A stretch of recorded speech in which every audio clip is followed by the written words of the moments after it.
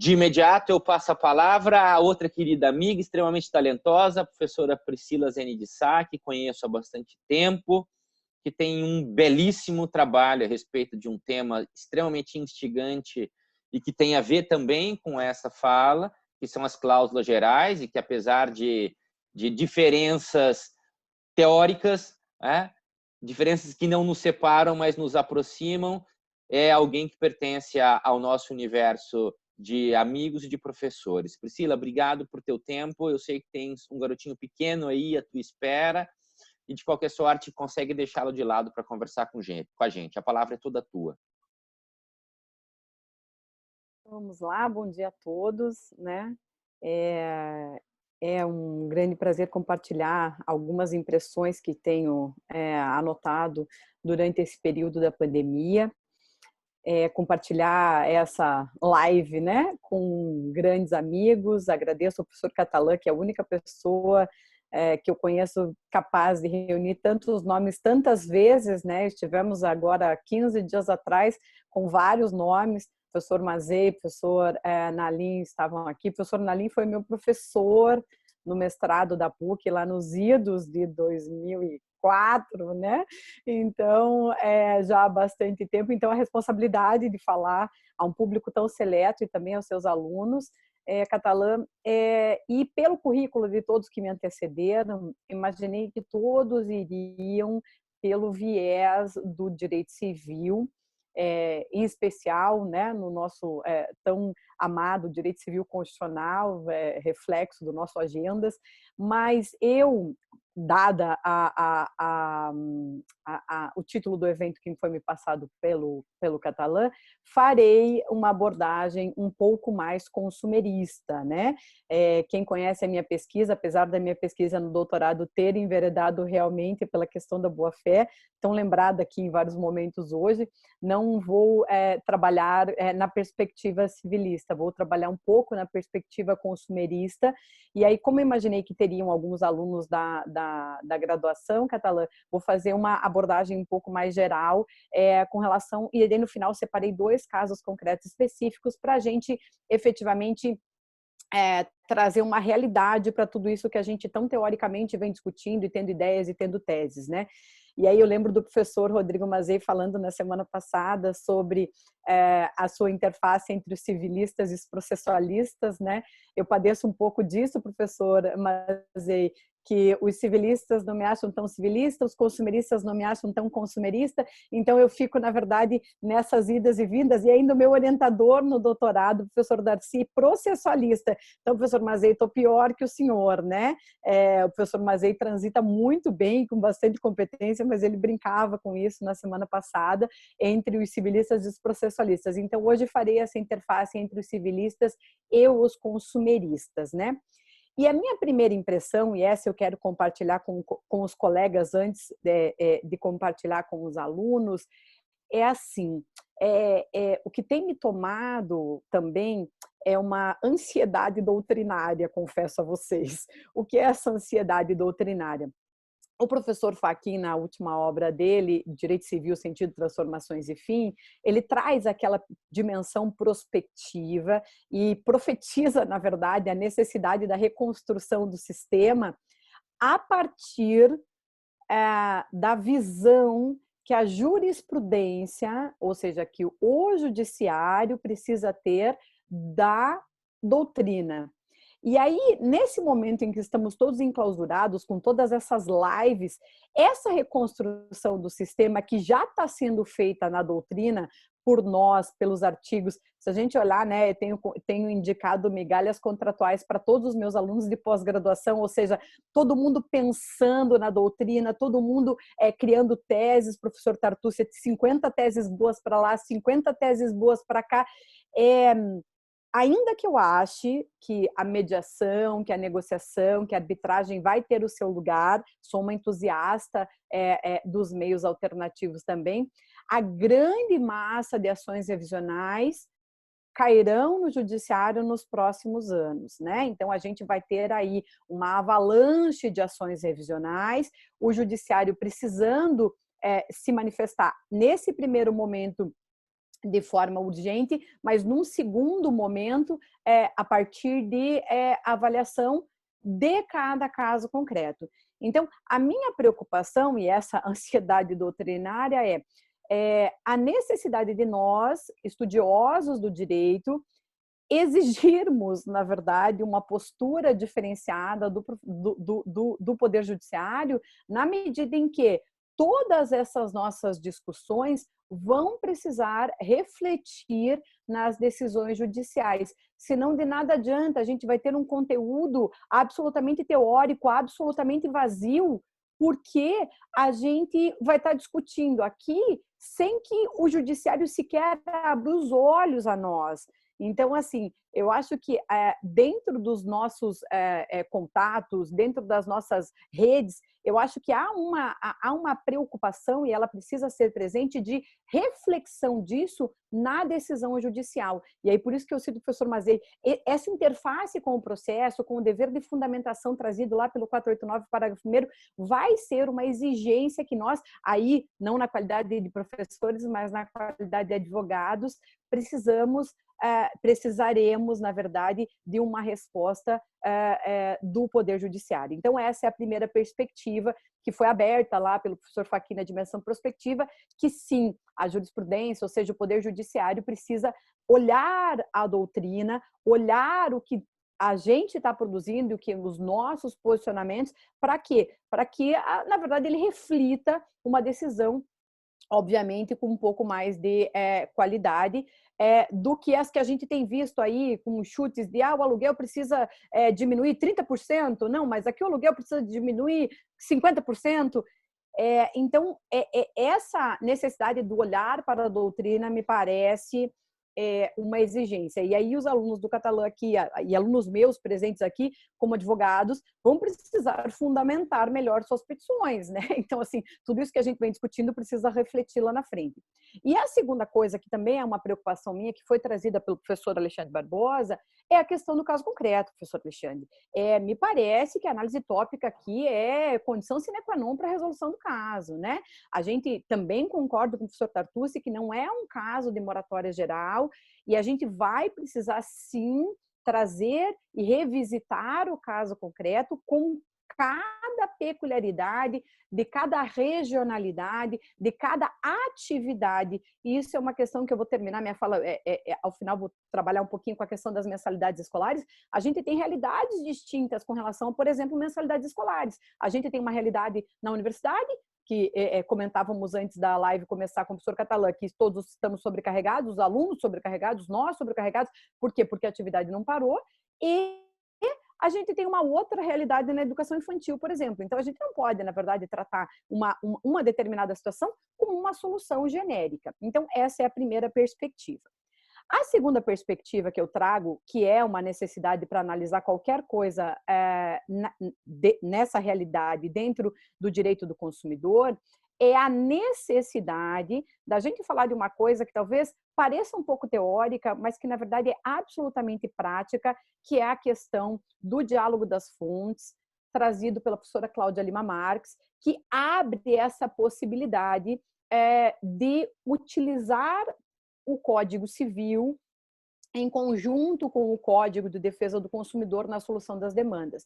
Então, seja, na verdade, eu penso que aqui a gente teria um diálogo das fontes de complementariedade ou de adaptação e coordenação, na medida em que eu vou ter a possibilidade de discutir o caso fortuito e a força maior em razão da Covid-19 nas relações de consumo, porque a gente também sabe que essa avalanche de ações revisionais que vem daqui para frente terão como fundamento o Código de Defesa do Consumidor. E aí a gente precisa construir uma tese coerente, na medida em que eu estou utilizando uma relação consumerista, eu estou buscando a revisão de um contrato com fundamento do caso fortuito e da força maior, que seja veja, eu nem estou falando na perspectiva do consumidor, mas também na perspectiva do fornecedor, pensando na alegação de caso fortuito e força maior, que sequer estão positivados no Código de Defesa do Consumidor, que na verdade a gente precisa emprestar lá do 393 do Código Civil para que a gente tenha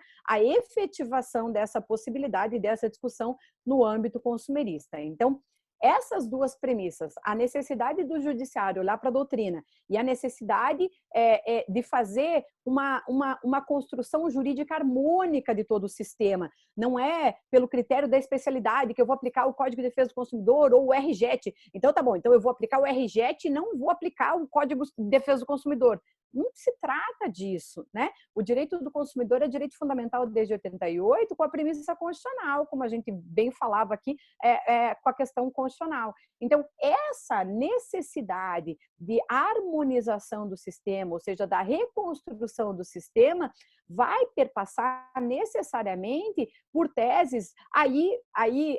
Tartucci, preciso discordar um pouquinho de você, mas bem construídas. O que a gente tem visto também é muita tese furada, né? O que a gente tem visto é um monte de gente com uma opinião subjetiva que deveria ser assim, mas na verdade sem uma construção teórica, lógica e fundamentada. Então, isso tanto nos artigos, petições, etc., quanto nas decisões judiciais. Então, uma primeira fala minha é pensando na responsabilidade que temos nesse cenário todo.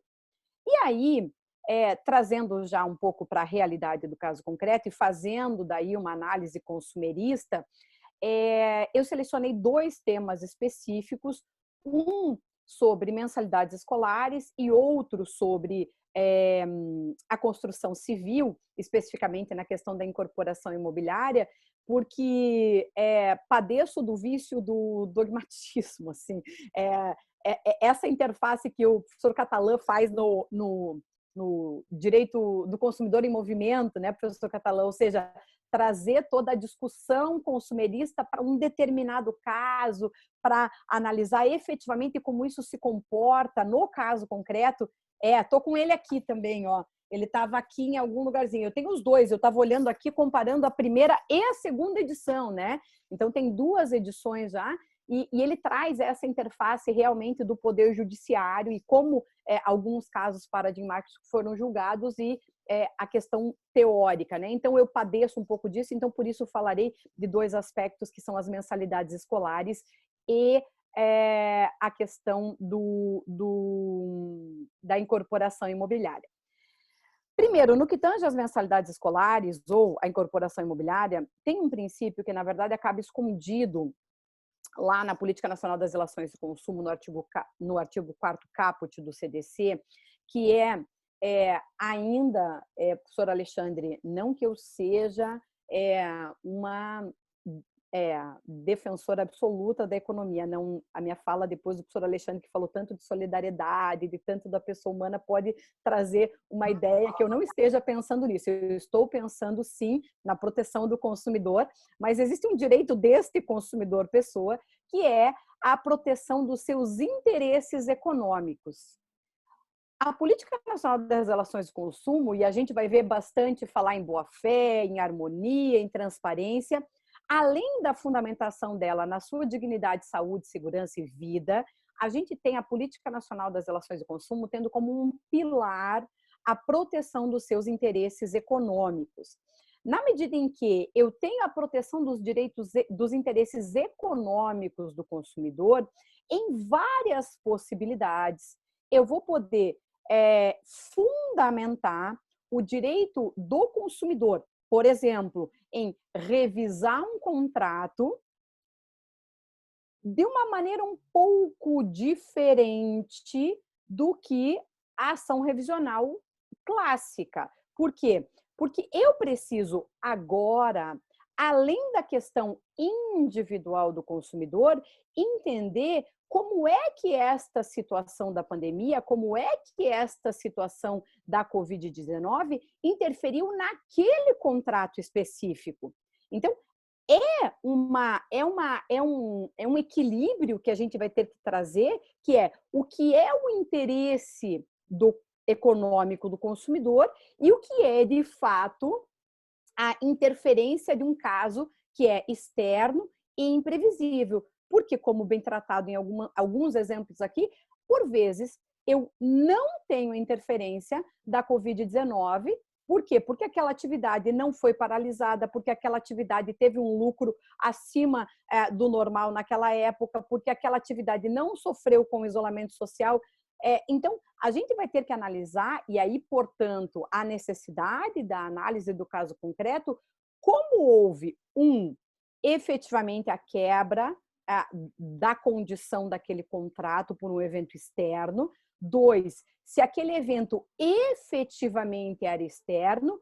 E 3, para analisar o parâmetro da revisão, é importante que a gente também olhe para a questão econômica. É claro que a gente vai precisar fazer um olhar para a solidariedade, para a pessoa, e aí os exemplos de locação não só para o locatário, mas também para o locador, tem locador que vive disso. Então, essa ideia da análise do caso concreto vai passar necessariamente, por entender a Covid como fato imprevisível e externo àquele determinado contrato, por isso eu também sou contra uma moratória geral, acho que a análise tem que ser do caso concreto. E 2, a solução para aquele caso concreto, e aí vem a segunda coisa que eu sou contra, não pode ser legislada. A gente não pode ter um parâmetro lá de redução de 30% de mensalidade. Por quê? Porque cada caso concreto ou cada situação é peculiar. Então, eu sou contra as duas coisas, a moratória geral e a padronização das revisionais. A padronização das revisionais vai o quê? Vai contribuir para um desequilíbrio contratual maior e vai contribuir ainda para uma situação que talvez leve a um outro problema econômico ainda maior. Então, quando a gente fala, por exemplo, de mensalidades escolares, a gente precisa tratar de soluções particulares para cada situação.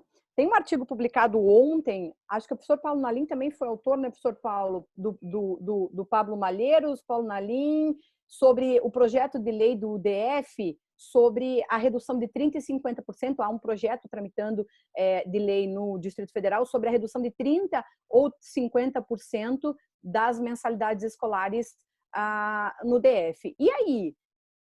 Abrange o quê? Vamos abranger a educação infantil? Vamos abranger a educação fundamental? As escolas têm feito ou não têm feito, ou oportunizado o homeschooling? Na universidade, como isso tem se comportado, né? Vamos tratar da mesma forma? Não. Aí a necessidade de afastar-se de casos de soluções matemáticas padronizadas e a obrigatoriedade de olhar para o caso concreto. E a segunda questão, e essa me é assustadora, que é a questão da construção civil e da incorporação imobiliária, pontualmente falando, já que meu tempo já está se esgotando, a questão da incorporação imobiliária me traz ainda maior surpresa. Por quê? Vários de nós vemos e vimos com grande contrariedade a possibilidade que o STJ já afirmou de aprovar ou de autorizar o prazo de carência de 180 dias da entrega da obra, né? A gente sabe que essa interpretação é contrária à própria lei de incorporação imobiliária e às premissas do direito do consumidor, mas o STJ afirmou entendimento no sentido da validade de uma cláusula de carência do prazo de 180 dias após aquela data original prevista pela incorporadora para a entrega do bem. O fato é que, ainda que discordemos desse prazo dos 180 dias, ele tem sido levado a cabo.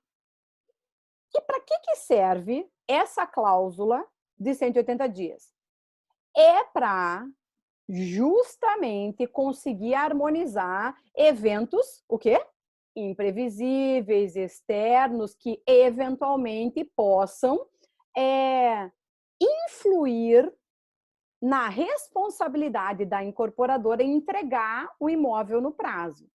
E aí, o que a gente tem na prática? A gente tem agora, além do prazo dos 180 dias, a incorporadora alegando que ficou paralisada por um determinado período de tempo e aí precisa ainda mais estender esse prazo que já está estendido, que já existia para eventos imprevisíveis, para além dos 180 dias, em absoluta violação aos direitos dos consumidores, sejam direitos econômicos ou não, né? E aí, professor Alexandre, não é apenas, às vezes, é uma questão da vida da pessoa, né? Então, aí eu fico pensando a que ponto chegaremos, porque eternizaremos os prazos contratuais sob o argumento da Covid, a gente vai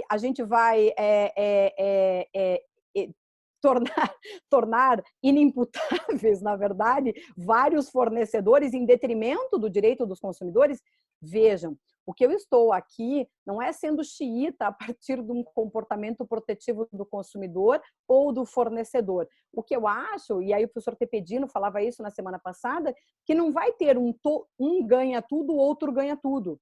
A gente vai precisar, sim, analisar se toda essa situação interferiu no contrato ou não, e eu acho que essa é a primeira premissa, e 2, a gente precisa tentar atingir um equilíbrio contratual, mas aí a gente não pode, de forma nenhuma, suprimir garantias que, por exemplo, o próprio Código de Defesa do Consumidor, com o viés constitucional de direito fundamental, pode... olha aí, ó, é o tema da live de hoje do Mazei. Vamos fazer propaganda. Vamos jabá do Mazei, hoje às 19. Vou lá te ver, Mazei. Só para ver se, na verdade, estamos falando das mesmas coisas. E temos as mesmas opiniões, mas essa é particularmente a minha, que aqui no meu isolamento tenho sozinho concluído algumas coisas. Então, eu acho que assim, não pode ter um comportamento nem xiita para o lado do fornecedor e nem xiita para o lado do consumidor, sob pena da gente criar um desequilíbrio contratual ainda maior do que a gente tem em face da Covid, né? Então, as minhas contribuições eram essas. Imagino que elas são muito mais provocativas do que conclusivas. Acho que esse primeiro momento é um momento da gente começar a pensar tudo isso. Agradeço imensamente a oportunidade, professor Catalã, e estou disposta e aberta a todas as dúvidas e sugestões aí.